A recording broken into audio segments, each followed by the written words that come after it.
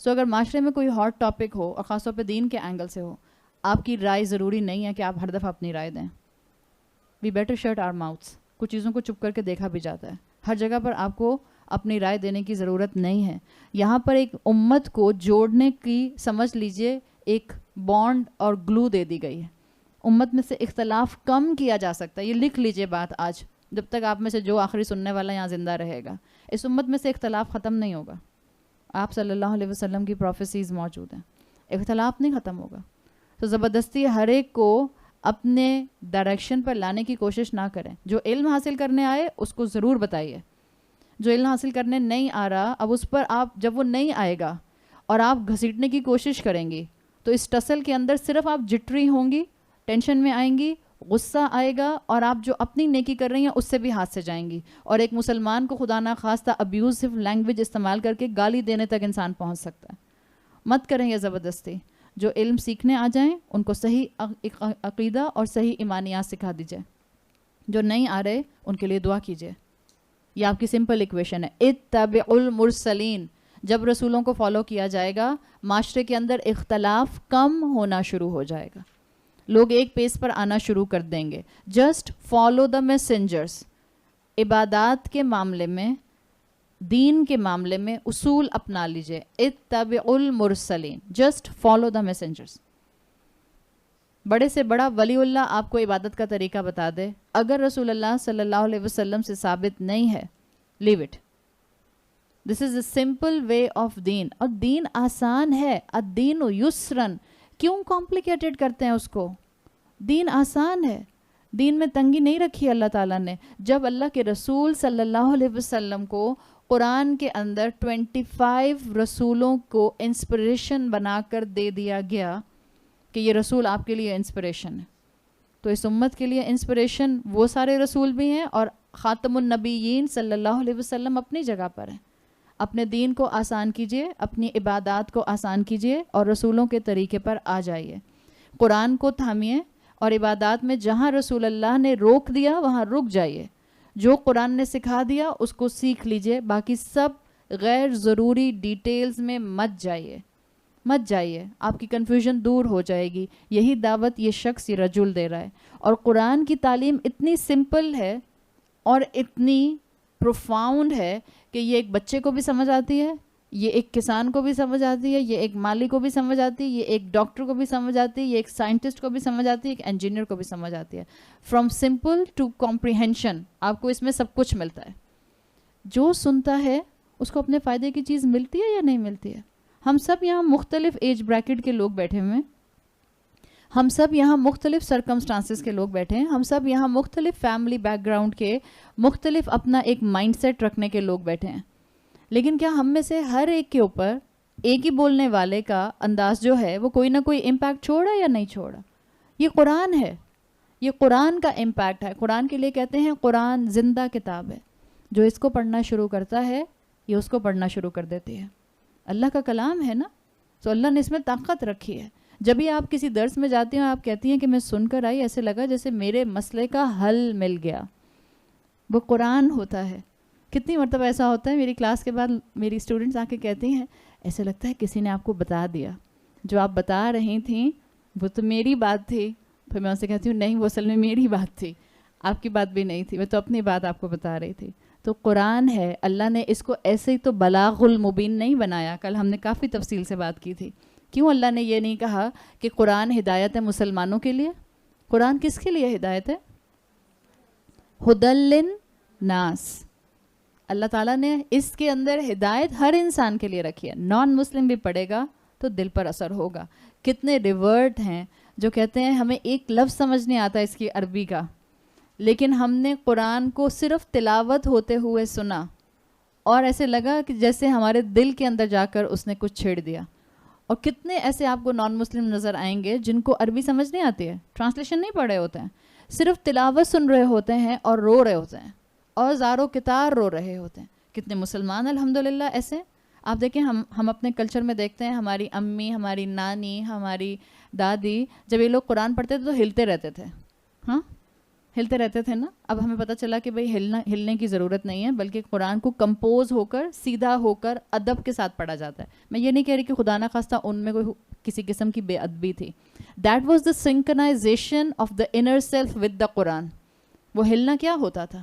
ابھی بھی اگر آپ کوئی قرآن اگر آپ کوئی چیز یاد کر رہی ہوتی ہیں, حفظ کر رہی ہیں, آپ نہ بھی چاہیں آپ آٹومیٹک ہلنا شروع کر دیتے ہیں. پھر آپ کو خیال آتا ہے, اپنے آپ کو اس وقت پھر روکتی ہیں, آپ کہتی ہیں نہیں ہلنے کی ضرورت نہیں ہے, ادب کے ساتھ سیدھا بیٹھا جاتا ہے. سو جس کو نہیں بھی سمجھ آتا تھا اس کے بھی دل پر اثر کرتا تھا. یہ ایسی ہی آیات ہیں, یہ تعلیم ایسی ہی ہے, اور اسی طرح کا پروفاؤنڈ امپیکٹ رسول اللہ صلی اللہ علیہ وسلم کے بتائے ہوئے اذکار اور عبادات میں ہے. اس کو کافی سمجھیں, مت اپنی نئی تعویلیں کر کے, نئی تفسیریں کر کے نئے عبادت کے طریقے نکالیں. اس سے کچھ نہیں ہوگا سوائے اس کے کہ ہم اپنے دین کو مشکل کر لیں گے اور دین کی روح کو بھول جائیں گے. کیسے پتہ چلے گا قرآن عمل کے لیے کیا کہتا ہے, احادیث عمل کے لیے کیا کہتی ہیں؟ اس کے لیے آپ کو سورہ نحل کی آیت نمبر 43 کے مطابق علم حاصل کرنا ہوگا. فَاسْأَلُوا أَهْلَ الذِّكْرِ إِن كُنتُمْ لَا تَعْلَمُونَ. اہل علم سے, اہل ذکر سے پوچھ لو اگر تمہارے پاس علم نہیں ہے. علم حاصل کرنے میں کوئی شرمندگی نہیں ہوتی. اور میں نے پہلے بھی بتایا کہ قرآن کا مزاج سننے والا ہے. اس جرنی کو اپنی زندگی کا حصہ بنا لیں. جیسے آپ لوگ ہمت کر کے رمضان کے 18 دن الحمدللہ یہاں آ رہی ہیں. کچھ بھی نہیں ہے 18 دن. پہلے تو ہم جب دورہ قرآن کرتے تھے تو ہم 27 دن کا کرتے ہی تھے. اب 18 دن تو کچھ بھی نہیں لگتے اس حساب سے. اور آپ دیکھیں آج 9واں روزہ ہے الحمدللہ. کچھ پتہ چلا آپ کو؟ حالانکہ شدید گرمی کے دن گزرے ہیں. الحمدللہ اللہ کی رحمت ہے. کتنے لوگ اللہ کو پیارے ہو گئے, اللہ ان کی مغفرت فرمائے. ہیٹ سٹروک سے کراچی کے اندر 160+ کیجویلٹیز ہوئی ہیں. آپ کو اور مجھے آنچ نہیں آئی. کوئی آسمان سے اترے ہوئے ہیں؟ کون سے لوگ ہیں؟ کوئی خاص فرشتے ہماری مدد کر رہے ہیں؟ اگر کر رہے ہیں تو اللہ ہم سے کوئی کام لینا چاہتا ہے. اپنی زندگی کو ضائع مت کیجیے. یہ یس آ کا فارمیٹ آپ کی زندگی کا رمضان کے بعد حصہ بن جانا چاہیے. آپ کی روٹین سے, آپ جاب کرتی ہیں, آپ پروفیشنل وومن ہیں, آپ ماں ہیں, آپ ہاؤس وائف ہیں, آپ کے پاس ذمہ داریاں ہیں, رسپانسبلٹیز ہیں. اپنے اپنے سرکمسٹانسز کے مطابق اپنے اپنے گھر کے قریب آپ کو جو کلاس ملتی ہے پلیز جوائن اٹ. ہفتے میں 1 دن جا سکتی ہیں جائیے, ہفتے میں 4 دن جا سکتی ہیں جائیے, مہینے میں 1 دن جا سکتی ہیں پلیز گو. قرآن سے جڑنا بہت ضروری ہے. جائیے, سنیے, دعا کر کے جائیے, اللہ مجھے جہاں لے کر جائے وہاں حق بتایا جائے. اور جب بیٹھ جائیں تو دعا کریں اللہ بولنے والے کو حق بولنے کی توفیق دے اور اس حق کو میرے سینے میں اتار دے. اللہ سے مدد مانگیں گے تو انشاءاللہ یہ بلاغ المبین آپ کی اور میرے لیے بھی انٹرنل اور ایکسٹرنل تبدیلی کا باعث بنے گا. آگے آیت نمبر 21 میں آیا, اس نے مزید اس رجل نے ان رسولوں کی فیور میں بات کی. اتبعوا من لا یسألکم اجرا وہم مہتدون. ان کا اتباع کرو جو تم سے کوئی کمپنسیشن نہیں چاہتے ہیں اور یہ گائیڈنس پر, ہدایت پر کمیٹڈ ہیں. مہتدون اسم آیا ہے, فعل کے مقابلے میں اسم آتا ہے تو اس میں پرماننس ہوتی ہے. آپ دیکھیں یہاں یہ نہیں آیا وہم یہتدون, اور وہ ہدایت پر رہنے والے لوگ ہیں, یا وہ ہدایت کے راستے پر ہیں, یا وہ ہدایت کے راستے پر رہیں گے. یہتدون نہیں آیا. کیا آیا؟ مہتدون. جب میم سے کوئی لفظ عربی زبان میں شروع ہوتا ہے 99.99% اسم ہی ہوتا ہے. It's one of the sign of اسم. میم سے شروع ہو رہا ہے, مہتدون اسم ہے. اور رسولوں کی صفت میں دوام آیا ہے, پرماننس آئی ہے. They are committed on guidance. یہ وہ لوگ ہیں جو تم سے کوئی فائدہ نہیں چاہتے, ان کو تم سے کوئی کمپنسیشن نہیں چاہیے. یعنی اگر یہ تمہیں اللہ کے راستے پر بلا رہے ہیں, صرف اخلاص کے ساتھ بلا رہے ہیں, ہمدردی میں بلا رہے ہیں, آؤٹ آف محبت بلا رہے ہیں. ان کا اپنا کوئی غرض نہیں ہے. اپنے اندر بھی آپ اور میں اخلاص ڈیولپ کریں. اخلاص ہوگا اللہ انشاءاللہ زبان میں اثر ڈال دے گا. اخلاص ہوگا اللہ ضرور فالوور دے گا, گھروں میں بھی, خاندانوں میں بھی, معاشرے میں بھی, امت میں بھی. اخلاص کو اپنے اندر لے کر آئیے. یہ انبیاء کی سنت ہے, یہ انبیاء کی لیگیسی ہے. اور دعوت کا کام کرنے والے کے لیے, دین میں آگے بڑھنے والے کے لیے, پریکٹسنگ مسلمان کے لیے یہ ایک موٹیویشن کافی ہے. اخلاص. میں جو بھی نیکی کروں گی اللہ کی رضا حاصل کرنے کے لیے. That's it. مجھے امی کی تعریف نہیں چاہیے, مجھے ساس کی تعریف نہیں چاہیے, مجھے شوہر کی تعریف نہیں چاہیے, مجھے بچوں کی تعریف نہیں چاہیے, کسی کی نہیں چاہیے. میں ہر نیکی اپنی زندگی کا حصہ بناؤں گی صرف اور صرف اخلاص کے لیے. بعض لوگ اس آیت کو جب پڑھتے ہیں یا جب اس آیت کو سمجھتے ہیں اتبعوا من لا یسألکم اجرا، ان کی پیروی کرو جو تم سے کوئی ریوارڈ یا کمپنسیشن نہیں مانگتے، تو لوگوں نے اس سے یہ مفہوم لیا کہ شاید وہ انسٹیٹیوٹ، وہ قرآنک انسٹیٹیوٹس یا جو اسلامک انسٹیٹیوٹس ہیں جو فیس لیتے ہیں یا جو کسی قسم کا یوٹیلیٹی چارجز لیتے ہیں یا اگر کوئی دین پڑھانے کے لیے کوئی پیسہ لیتا ہے تو شاید وہ اس کیٹیگری میں آتا ہے. Please make your mind clear Umang the scholar this has a clarity کہ یہ چیز اس کیٹیگری میں نہیں آتی ہے. اگر کوئی انسٹیٹیوشن یا اگر کوئی ادارہ آپ سے یوٹیلیٹی چارجز لیتا ہے تو وہ اپنی بلڈنگ کی رننگ کاسٹ بھی آپ سے نہیں لیتا ہے، یہ میں آپ کو بتا دوں. اس لیے کہ بلڈنگ کی running cost depending upon the building آپ نے کیسی بنائی ہے. مثال کے طور پر آپ العلم میں آتی ہیں، آپ آئیے العلم میں، آپ سب کو you all are most welcome. جس ادارے کے ساتھ میں کنیکٹڈ ہوں فیز 2 میں ہے. آپ العلم میں آتی ہیں، 4 بلڈنگ کی عمارت ہے، کمپلیٹلی ایئر کنڈیشنڈ ہے. زکوٰۃ ہم استعمال نہیں کرتے ہیں، نہ ہم اپنی زکوٰۃ لگاتے ہیں نہ ہم کسی سے زکوٰۃ لے کر اس میں لگاتے ہیں. کمپلیٹلی رننگ آن صدقہ، الحمدللہ. اللہ کی رحمت سے اللہ چلا رہا ہے، اللہ چلاتا ہے اور اللہ ہی اسپانسرز بھیجتا ہے. اگر وہاں پر کسی کورس کے اندر آپ کا اسٹوڈنٹ یا کوئی اسٹوڈنٹ آ کر کوئی فیس دیتا ہے، وہ فیس کچھ بھی نہیں ہے، وہ ادارہ اس فیس پر نہیں چل سکتا ہے. آپ سوچیں 4 فلور کی بلڈنگ جس میں صبح 8 بجے سے لے کر شام 7 بجے تک کانسٹنٹ کلاسز ہوتی رہتی ہوں، وہاں پر آپ 1000-1500 کی فیس سے اس بلڈنگ کو چلا سکتے ہیں؟ جہاں پر 6-6 8-8 نوکر بھی آپ کو رکھنے پڑیں، جہاں پر آپ کو سیکیورٹی گارڈ رکھنے پڑیں، جہاں آپ کو کانسٹنٹ ٹینکر اور ڈسپینسر ڈلوانے پڑیں. اگر کوئی ادارہ آپ سے، اور میں اپنے ادارے کی اس لیے بات کر رہی ہوں کہ میں اپنے ادارے کو جانتی ہوں، میں کسی اور ادارے کی بات نہیں کر سکتی، لیکن جو بھی ادارہ الحمدللہ جو ریناؤنڈ ادارے ہیں جو یوٹیلیٹی چارجز لیتے ہیں وہ صرف اپنے اس بلڈنگ کی سسٹیننس کے لیے کچھ آپ کا حصہ لے لیتے ہیں. اٹس یور پارٹ آف صدقہ اینڈ نتھنگ. آپ کی اس فیس سے انسٹیٹیوٹ نہیں چلتے ہیں، آپ کی اس فیس سے مدرسہ نہیں چلتا ہے، وہ تو اللہ چلواتا ہے، اللہ اپنے بندے بھیجتا ہے. لیکن یہ سمجھنا کہ جو انسٹیٹیوٹس یہ فیس لیتے ہیں وہ اصل میں کمپنسیشن لیتے ہیں، غلط فہمی، بالکل غلط فہمی. بعض لوگ ہیں جو دین کا کام کرتے ہیں اور ان کو پے اور سیلری دی جاتی ہے. اگر وہ یہ کام کرتے ہیں وہ بھی اس کیٹیگری میں آئیں گے کہ وہ کمپنسیشن نہیں لے رہے ہیں. دیکھیں عورتوں کے پاس یہ لگژری ہے، اور خاص طور پہ الحمدللہ اللہ اس لگژری کو اور نعمت کو سنبھال کے رکھے اور اللہ ہمیں زوال نعمت سے بچائے. یہ حقیقت ہے کہ اگر میری جیسی کوئی عورت ہو تو اپنے شوہر کی سپورٹ کے بغیر میں یہ کام نہیں کر سکتی ہوں. اس لیے کہ شوہر نہ صرف آپ کی ضروریات پوری کریں بلکہ آپ کی خواہشات بھی پوری کریں. الٹا الحمدللہ دین کو سپورٹ کرنے کے لیے آپ کو اتنی لبرٹی بھی دے دیں کہ آپ ہر جگہ جا کر دین کا کام بھی کر رہے ہیں اور آپ والنٹیئر ہیں. یہ عورتوں کے پاس لگژری ہوتی ہے. امیجن میری جگہ پر کوئی مرد ہے اور وہ دن رات اس کام میں لگا رہا ہے. اگر 1 گھنٹے کی آپ کو کلاس لینی ہوتی ہے تو پیچھے آپ کو 12 گھنٹے کی پڑھائی کرنی ہوتی ہے. اگر یہ مرد کام کرے گا تو وہ اپنے بیوی بچے کی رننگ کاسٹ، اپنے گھر کی رننگ کاسٹ کیسے نکالے گا؟ اگر اس کا ادارہ اس کو سیلری دیتا ہے، اس کی اجازت ہے. مکس اپ مت کریں. دین بہت کلیئر ہے اور دین کے مزاج میں کلیئرٹی آگے فلٹر ڈاؤن کرنے کی بالکل ہے. ہر مسلمان کو کلیئرٹی ہونی چاہیے. اگر کوئی اس طرح سے مرد دین پڑھانے والا جاب پر ہے اور سیلری لیتا ہے اپنے ادارے سے، آپ نہیں کہہ سکتے یہ کمپنسیشن لے رہے ہیں. اتنے بڑے بڑے ہم ایلیگیشنز لگا دیتے ہیں بعض اوقات اور ہمیں چیزوں کی سیریسنس کا اندازہ نہیں ہوتا ہے. مصعب بن عمیر کی مثال ہمارے سامنے موجود ہے. پسندیدہ یہی ہے امنگ دا فقہا، امنگ دا اسکالرس، کہ اگر کوئی مرد بھی ہے اور اس کا کوئی اپنا کاروبار ہے جس کو وہ اپنے دین کے کام کے ساتھ مینٹین کر سکتا ہے، دس از پسندیدہ کہ وہ دین کے کام کو والنٹیرلی کرے اور اپنے کاروبار کو الگ مینٹین کرے. لیکن ہمارے سامنے سیرت کے اندر مصعب بن عمیر کی مثال موجود ہے. مصعب بن عمیر وہی جن کی میں نے آپ کو مثال کچھ دن پہلے بھی دی تھی. ایلیٹ گھرانے کے تھے، لیکن جب اسلام لے کر آئے تو چچا نے گھر سے باہر نکال دیا. انفیکٹ ایسے نکالا کہ کوئی جوڑا بھی پاس جسم پر نہیں تھا. یہ وہی مصعب بن عمیر ہیں جنہوں نے اپنا زندگی کو ڈیووٹ کر دیا رسول اللہ صلی اللہ علیہ وسلم سے علم سیکھنے کے لیے. ان کو اللہ کے رسول صلی اللہ علیہ وسلم نے مدینہ بھیجا لوگوں کو قرآن سکھانے کے لیے. اب جب یہ مدینہ گئے ہیں قرآن سکھانے کے لیے تو ان کے پاس تو نہ کوئی اپنا بیک گراؤنڈ تھا، نہ کوئی وراثت کا مال تھا، نہ کوئی ان کے پاس نوکری تھی. یہ دن رات رسول اللہ سے علم حاصل کرتے تھے.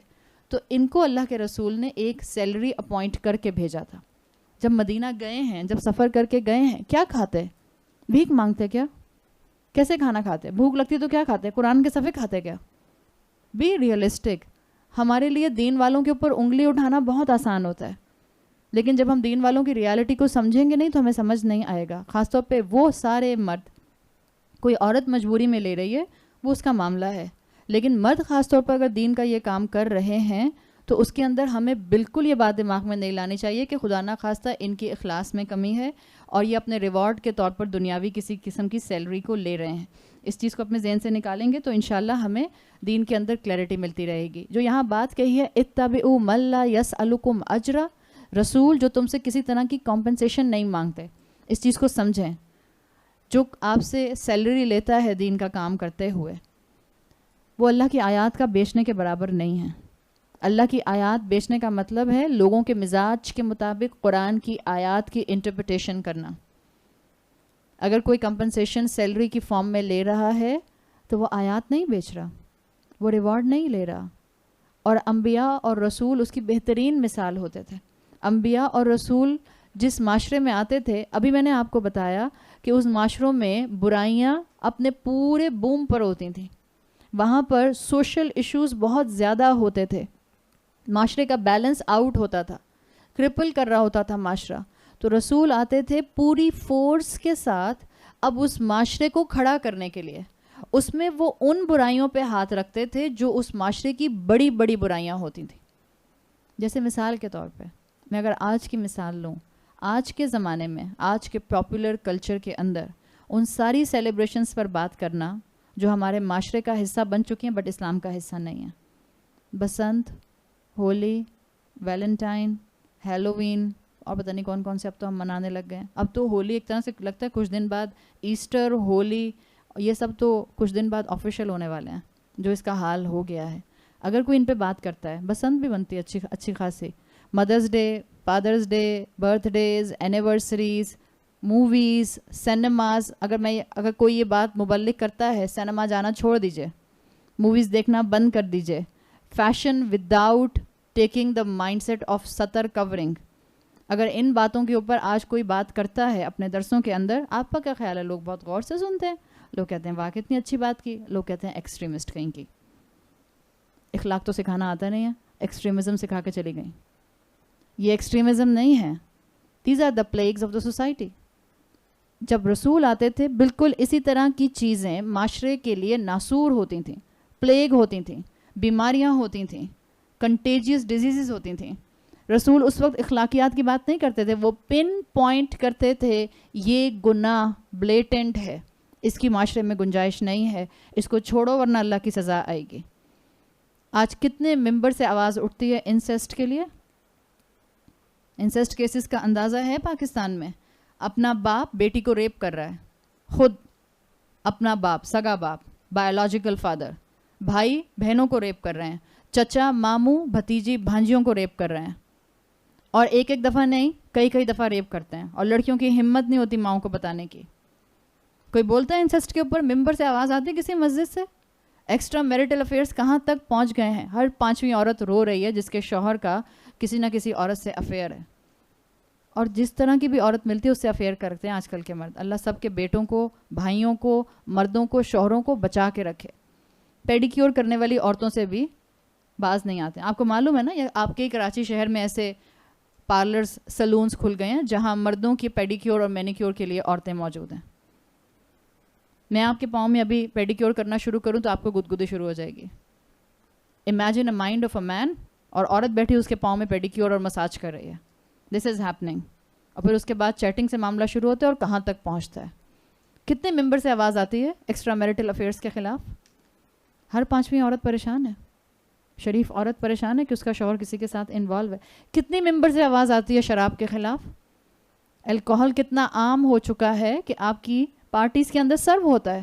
آپ کو احساس نہیں ہوتا کہ کس گھر میں بچوں کو بھیجیں جہاں پارٹی میں اس وقت الکوہل سرو نہیں ہو رہا ہوگا. جا کر دیکھیے آپ کے ایجوکیشنل انسٹیٹیوٹس کا کیا حال ہے. بڑے بڑے ریناؤنڈ نام جہاں اپنے بچوں کو بھیجنے کے لیے ہمیں بڑے بڑے سیٹ سکورز چاہیے ہوتے ہیں. نشے میں دھت بچہ سارا دن ساری رات ڈارم میں پڑا رہتا ہے، اماں ابا کو کوئی ہوش ہی نہیں ہے اس لیے کہ ہاسٹل بھیجا ہوا ہے. کتنے ممبر سے آواز آتی ہے اس کے خلاف؟ کتنے لوگ بولتے ہیں اس کے لیے؟ ممبر تو اس کام کے لیے استعمال ہونا چاہیے تھا نا. کتنی عورتیں ریپ ہو رہی ہیں، کتنے ممبر سے آوازیں آتی ہیں؟ سود، کتنے ممبر بولتے ہیں اس کے لیے؟ رشوت، کتنے لوگ بولتے ہیں؟ کنسائنمنٹ پاس کرانے کے لیے یہ ہاتھ میں ایک تھوڑی سی یا فائل آگے چلانے کے لیے ایک لفافہ ایک انویلپ پکڑا دیا. کتنے مولوی بولتے ہیں اس کے اوپر؟ کیوں نہیں بولتے؟ مسجد تو اسی لیے بنی تھی. جمعے کا خطبہ کس لیے تھا؟ تعلیم کے لیے تھا. ہم نے جمعے کا خطبہ بنا لیا یہ بتانے کے لیے کہ 15 شعبان کی بہت اہمیت ہے, ٹخنوں سے اونچی شلوار اور پینٹ کر لیجئے. I am so sorry to say, but دل دکھتا ہے. اتنا اہم پوائنٹ, اتنے اہم مقام کو اگر اس طرح استعمال تعلیم کے لیے نہیں کیا جائے گا تو پھر کہاں سے بہتری آئے گی؟ میڈیا آپ کا آلریڈی آؤٹ آف کنٹرول ہے, بلاغ کا کمیونیکیشن کا سسٹم آپ کا آلریڈی آؤٹ آف کنٹرول ہے. مسجدیں آپ کی ہمت نہیں رکھتی ہیں معاشرے کے ناسور کو پن پوائنٹ کرنے کے لیے, تو پھر معاشرے کا وہی حال ہو جائے گا جو اس وقت ہمارے معاشرے کا ہو رہا ہے. اب بھی نہیں اٹھیں گے آپ اور میں, اب بھی اپنی ذمہ داری ادا نہیں کریں گے. آپ کہیں گے مولویوں کا کام ہے, مولوی کریں, دیں یہ پیغام وہاں سے مسجد کے ممبر سے. نہیں دے گا تو آپ اور میں ہاتھ پر ہاتھ رکھ کے بیٹھے رہیں گے ٹھنڈی مشین میں. کس نے کہا ہے کہ کون اپنی جان کو کھپائے روزہ رکھ کے؟ آپ لوگ اٹھ کر کیوں آئیں یہاں پہ؟ کیوں محنت کر رہے ہیں اتنی؟ کیوں لکھ بھی رہے ہیں, ساتھ ساتھ سن بھی رہے ہیں, لکھ بھی رہے ہیں, گھر جا کے اپنا قرآن بھی پڑھنا ہے, نماز بھی پڑھنی ہے. اب افطاری کے لیے کچن میں آپ کو چاہے نوکر کھڑے ہوں آپ کو کھڑا ہونا پڑتا ہے ساتھ میں. اس کے بعد آپ ڈرین بھی ہو جاتی ہیں, پھر آپ کو تراویح بھی اپنی پڑھنی ہوتی ہے, اپنی پرسنل عبادت بھی کرنی ہوتی ہے. ہم یہاں کیوں آئے ہیں؟ درد ہے دین کا, اپنی اصلاح کرنا چاہتے ہیں, اپنے بچوں کے لیے ایک پرسکون زمین دنیا کی شکل میں چھوڑنا چاہتے ہیں, اللہ کے ہاں اپنی حجت تمام کرنا چاہتے ہیں, اللہ کی رضا چاہتے ہیں. یہ کام کرنے پڑیں گے. There is a difference between taking a compensation and reward, اللہ کی آیات بیچنا, اور کسی انسان کسی مرد کا دین پڑھانے کے لیے سیلری لینا. اس چیز کو سمجھیں. اللہ ہمیں توفیق دے کہ ہم اپنے اولادوں میں سے ایسے بیٹے اٹھائیں جو مسجد کے ممبر پر جا کر مسجد کے اوپر وہ تعلیم کا کام کر سکیں, اور مسجدوں کے ایڈمنسٹریٹر بھی ایسے لوگ ہوں. کیوں نہیں بول پاتا بیچارہ مولوی؟ کیوں نہیں بول پاتا؟ بولے اس کی نوکری چلی جائے گی. بول کے تو دکھائے. آپ کو معلوم ہے سلیبس ملتا ہے تمام مولوی حضرات کو, آپ اس سلیبس کو فالو کریں گے خطبوں کے اندر, یا آپ کا کوارٹرلی یا منتھلی سلیبس ہے. اس سے زیادہ آپ لائن آگے پیچھے نہیں کر سکتے. یہ ہے خطرناک ایٹیٹیوڈ دین کے لیے. جو دین بولنے والا کسی بھی معاشرے کی پلیگ کے خلاف, بڑے وائسز کے خلاف بولتے ہوئے نہ گھبرائے, وہ نہیں دنیا سے ریوارڈ چاہتا ہے. رسول نہیں ڈرتے تھے. اگر لوط علیہ السلام ڈرتے رہتے اور اس مرض کے خلاف اور اس گناہ کے خلاف نہ بولتے جو ہومو سیکشولیٹی کا مرض تھا. ہومو سیکشولیٹی سیلیبریٹ ہوتا ہے اب دنیا میں, اور آپ کے بہت سے اسکولس کے اندر بھی سیلیبریٹ ہو رہا ہے. اسکول لیول پر آفیشیل نہیں ہوتا, ذرا بچوں سے پوچھئے کیا کچھ نہیں ہو رہا ہے. لوط علیہ السلام اپنے اس معاشرے کے اندر مت بولتے ہومو سیکشولیٹی کے خلاف, اور کہتے بیٹا ہمسائے کا خیال رکھنا, اپنے اچھے اخلاق سے پیش آنا, ایک دوسرے کے ساتھ محبت سے پیش آنا, ایک دوسرے کو کھانا کھلانا. تو وہ ریاکشن آتا لوط علیہ السلام پر جو کہ ہومو سیکشولیٹی کے لیے آواز اٹھانے پر آیا؟ کبھی بھی نہیں آتا. آج آدھے سے زیادہ معاشرہ مسلمان معاشرہ, اور ہمارا پاکستان کی میں اپنی بات کر رہی ہوں, باقی امت کو چھوڑ دیں, مورالٹی اور اخلاقیات کے راگ الاپتا رہتا ہے. آپ کا اخلاق لاپ سائٹڈ ہوگا اگر آپ حقوق اللہ کی پرواہ نہیں کرتے ہیں. اللہ کے قوانین آپ کے پیروں تلے روندے جاتے ہیں اور آپ کے ماتھے پہ بل نہیں پڑتے. بھول گئے وہ کہانی جو جبرائیل علیہ السلام کے ذریعے ہمیں سنائی گئی ہے احادیث میں؟ اللہ نے اس شخص کے گھر سے عذاب شروع کرنے کا کہا تھا جو واحد ایک شخص تھا ایک علاقے میں جس نے 80 سال تک کوئی اللہ کی نافرمانی نہیں کی تھی. اللہ نے جبرائیل علیہ السلام کو حکم دیا اقلبھا, اس کے گھر سے آغاز کرو اس سزا اور عذاب کا, اس لیے کہ میرے احکامات روندے جاتے تھے پاؤں تلے, اور اس کے ماتھے پہ بل نہیں پڑتے تھے, اس کے چہرے کا رنگ نہیں بدلتا تھا. اگر آپ اور میں چاہتے ہیں کہ آپ اور میں اس سزا میں نہ پس جائیں جو سزا گناہوں کی وجہ سے کسی معاشرے پر آئے گی, تو پھر بہتر ہے کہ اپنا حصہ ڈالنے والے بن جائیں, یس آ کی کیٹیگری میں آ جائیں, معاشرے کی جو سوشل ایولز ہیں اس کے خلاف بولیں. ابارشن کتنا عام ہے, کتنی مسجدوں سے آواز آتی ہے ابارشن جو ہے وہ کبیرہ گناہ ہے. کتنی عورتوں کو سمجھایا جاتا ہے, کتنے گائنیکالوجسٹ کو تلقین کی جاتی ہے کہ اگر آپ نے خود مشورہ دیا ابارشن کرنے کا تو اصل میں بلڈ منی آپ کو دینا ہوگا. کتنے لوگوں کو یہ بات معلوم ہے کہ جو ابارٹ کرتا ہے, one who will do termination of the pregnancy, doctor کرتی ہے یا دائی کرتی ہے, شی ہیز ٹو پے دا دیا بلڈ منی. عورت کو تھوڑی دینی ہوتی ہے. عورت کو اور ڈاکٹر کو دونوں کو پکڑ کے جیل میں ڈال دیں گے. لکھا ہوا ہے آپ کے پاکستان پینل کوڈ میں, آپ کے کانسٹیٹیوشن میں سیکشن 338 بی اینڈ سی, جائیے کھولیے اور پڑھیے, انٹرنیٹ پہ موجود ہے. آپ کی کتابوں میں کتنے بھی قانون لکھے ہوں, آپ کے پاس کتنا بھی محفوظ قرآن ہو, جس دل کو ماننا نہیں ہوتا, جس کے سامنے صد ہو, جس کے پیچھے صد ہو, اور جس کو آسمان سے کور کر دیا گیا ہو اس لیے کہ اس نے احساس ہونے کے باوجود عمل نہیں کیا, اس کے اوپر قانون امپیکٹ نہیں کرتے ہیں. دیکھو جیسے ہمارا معاشرہ اس وقت اس چیز کی مثال نظر آ رہا ہے. تو مرسلین کی ذمہ داری ہوتی تھی, وہ ان سبجیکٹس پر بات کرتے تھے جو معاشرے کا ناسور ہوتے تھے, جہاں سے برائیاں پھوٹتی تھیں, جن کو روک دیا جائے تو معاشرہ ایک سیدھے راستے کی طرف آ سکتا تھا. اور یہی چیز آج مجھے اور آپ کو بھی کرنی ہوگی اگر ہم چاہتے ہیں کہ ہم معاشرے سے ان برائیوں کو ختم کر سکیں. تو اللہ سے اخلاص مانگیں. جو والنٹیئر کر سکتا ہے دین کے راستے میں, والنٹیئر سے بڑھ کر بہترین ایسٹ اس وقت دین کے لیے کوئی نہیں ہے. اس لیے کہ انسان کا ایمان سیدھا رہتا ہے, انسان کی نیت سیدھی رہتی ہے. اگر آپ کے پاس ریسورسز ہیں, لگائیں اپنا وقت اللہ کے راستے میں, لگائیں اپنی جان اللہ کے راستے میں, لگائیں اپنا مال اللہ کے راستے میں. آپ خود نکلیں اور اپنے مال کو اللہ کے راستے میں لگائیں. اس وقت یہ پسندیدہ ہے, اور الحمدللہ اس اسٹیٹا پر بیٹھ کر, اس کلاس میں بیٹھ کر میں یہ بات کر سکتی ہوں. اللہ نے ہمیں ایفلوئنٹ کلاس کا حصہ بنایا ہے. ہمیں نہیں فکر ہوتی کہ ہمارے بچے کی اگلے سال کی فیس کیسے جائے گی, اور اگر نہیں فکر ہوتی ہے تو اس کا مطلب ہے اللہ مجھ سے حساب بھی سخت لے گا, نعمتوں کا حساب ہوگا. ابن آدم کے قدم اپنی جگہ سے ہل نہیں سکیں گے قیامت کے دن جب تک کہ وہ 5 چیزوں کا جواب نہ دے دے. اللہ نے جو عمر دی تھی کہاں لگائی؟ پھر عمر میں بھی دوسرا سوال ہوگا, خاص طور پر جوانی.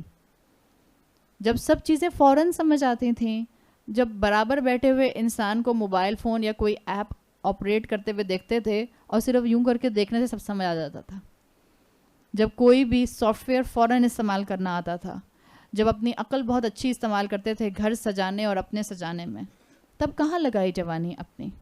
مال کہاں سے کمایا اور کہاں خرچ کیا؟ وقت کو کہاں لگایا؟ اور صحت جب اللہ نے دی تھی تو وہاں کن کاموں میں صحت کو لگا کر تھکے؟